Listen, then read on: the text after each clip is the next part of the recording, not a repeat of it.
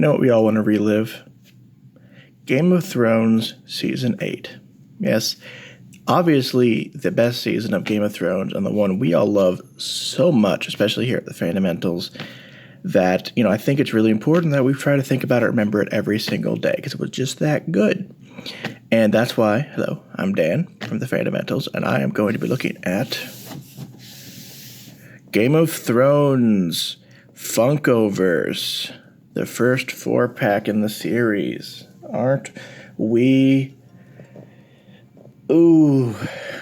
excited? Yes, this 4-pack commemorates the genius decision during the War of the Night to have the Night King, who was built up for multiple seasons as the greatest evil in the known world, if not just in Westeros, have him basically do nothing, and then have Arya Stark jump like a ninja, as she does, out of the shadows, and one-shot him.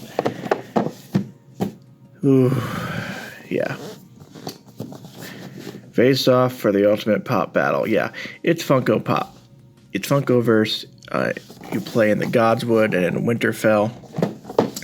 If you want to see, if you've seen the other videos, you've seen a bit about how Funkoverse works. It's mostly the same. So, you got dice that you roll. You got, I think this has, the difference with this one is that it includes some interesting new pieces that are the points. So the points, these are the points markers. They're basically little bits of plastic, sort of like the amber in the Jurassic Park version. And yeah, clear black plastic. So it's supposed to be kind of like dragon glass, I think, which is the kind of weapon that Arya used to kill the Night King. All right. Well, let's look at the minis first. They're the selling point. So we'll get their bases out. So it looks like we've got 4 different colors, and then needle, which is a weird inclusion because, it's not a weird inclusion because that's what Arya wields. Come on. Oh, these are always impossible to get out. Son of a... Come on, Arya. Out you come. Come on.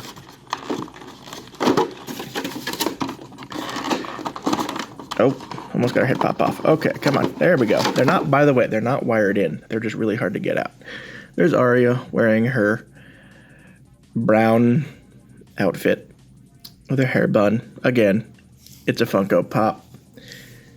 It does what it's supposed to do. And there she has Needle.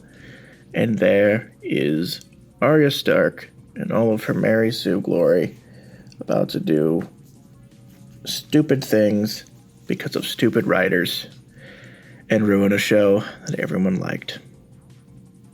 Speaking of, here's Jon Snow, the world's biggest idiot.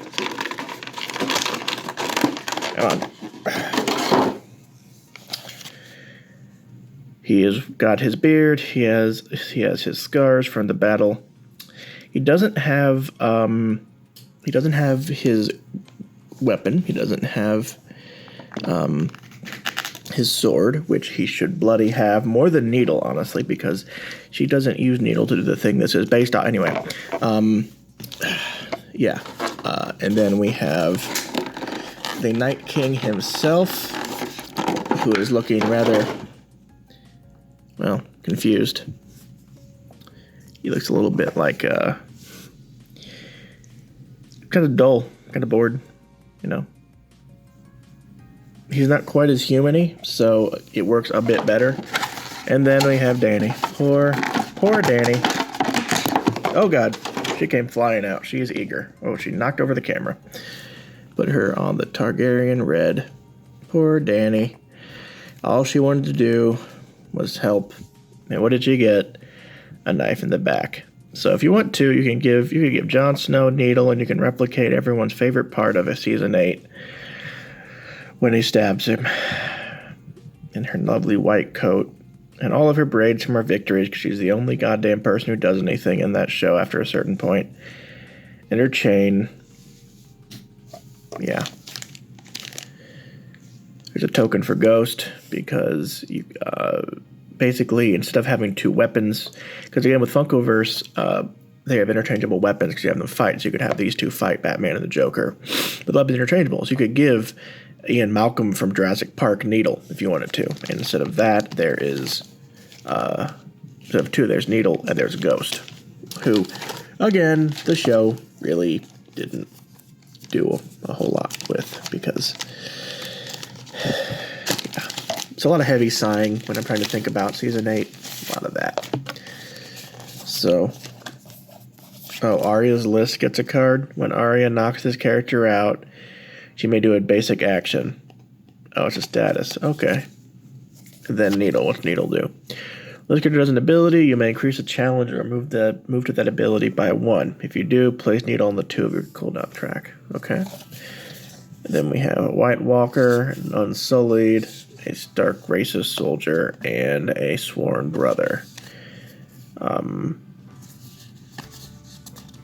Which I guess means he's in the Night's Watch. These are just the people you can use instead of the characters as minions. There's Ghost. Move to 2 squares, bite, challenge 2. When the character Ghost is attached to is knocked down, you may place Ghost adjacent to them. So, you get Ghost to hang out with. We have our meters for tracking the abilities, and then let's see, what are their abilities? We've got the Night King. Why didn't he get his stick? Damn it, where's his stick? Come on, Funko. Ice Spear. You're going to give him his Ice Spear and he can't even wield it? Come on. They don't get their weapons. It's kind of lame. Range 4 challenge. That's what he uses to kill the dragon. I'm going to place a white minion token and an empty square adjacent to the Night King and Dreadful Command each. So he's kind of a minion dude. When the Night King becomes exhausted, each white does a move 2 or challenge 1. When another character is knocked out, place a white minion. Okay. Look, I mean, that's a kind of interesting mechanic. It really captures his hoarding. Mother of Dragons, Liberator. Daenerys may do an assist action, an adjacent ally may do a basic action. Yeah, she's a Liberator. You freaking read the books. Dragon Rider, move the Drogon token 2 squares. If the Drogon token is within 2 squares of Dany, you may place Daenerys in the Drogon token square. And Dracarys, move the Drogon token up to 4 squares in a straight line. Do a challenge up to 3 rivals moved through, limited once per turn. Mother of Dragons. At the beginning of Daenerys' turn, move the Drogon token up to 4 squares in a straight line and place the Drogon token adjacent to Dany. Okay, that's interesting. Arya, Water Dancing, which is her fencing she learned for like 2 seconds. Battle of Morghulis, challenge 3 or challenge 6 against a rival with Arya's list status card.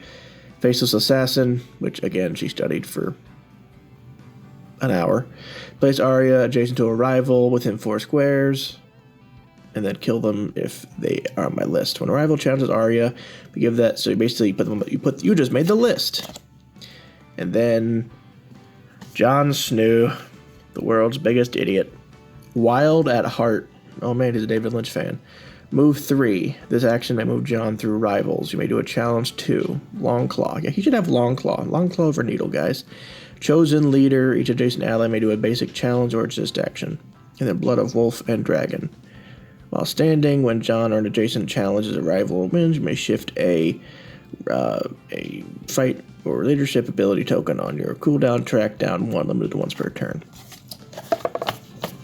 By the way, spoilers for Season 8 if you play this. And then the 2 locations that you get are the Godswood and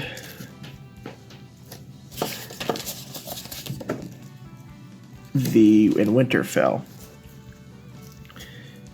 which the Godswood's in Winterfell, but you know, whatever. It's fine. It's fine. It's fine. It's fine. It's fine. It's So here is when, I mean, this is a really, I mean, I'll admit it's a cool thing. Lots of fire, lots of battles and explosions. You can actually see this better than you can the actual battle from the show. So that's kind of fun. And then on the back, in the Godswood, it's much bigger, more open. And the abilities, the different things you can do in them in the Winterfell. The long night is cold and relentless. Winterfell is in turmoil from the chaos of combat. So this is like King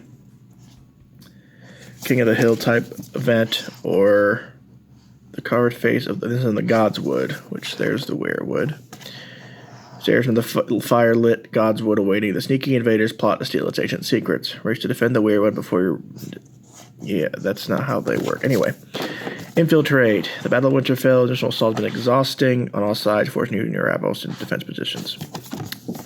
Yep, that's just hold the line. And then leaders. Your shouts for help echo through the Godswood. They sound as they are coming. So this one, it looks like it has some like strategy elements. So, I mean, I'll give them credit. Honestly, if I weren't as extremely bitter about Game of Thrones as I am, as most people are, I would, definitely be very sort of excited. There's some really interesting mechanics happening in this that they did, but I mean, it's based on Game of Thrones Season 8. If you really like Game of Thrones Season 8, I mean, you really like it, or you want some mini Funkos of these characters, which, admittedly, aren't that bad. You know, they do a good job, as Funko often does. As they do. Oh, wait, no. That goes there. Goes there. Goes there. Goes there. Put them back into their sarcophagi where they belong. Arya, you can hold on. Can you hold on to that one in there? Yeah, you can. Yeah, it works. And this guy.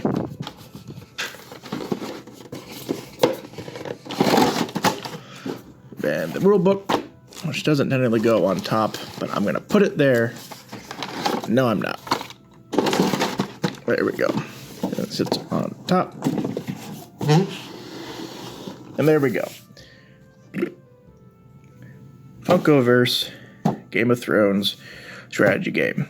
Buy it if you like Funko, if you want to incorporate these characters into your Funko games, if you want to have the Joker and Harry Potter fight in Winterfell, you can do that. So yeah, check this out. And until we meet again, happy gaming.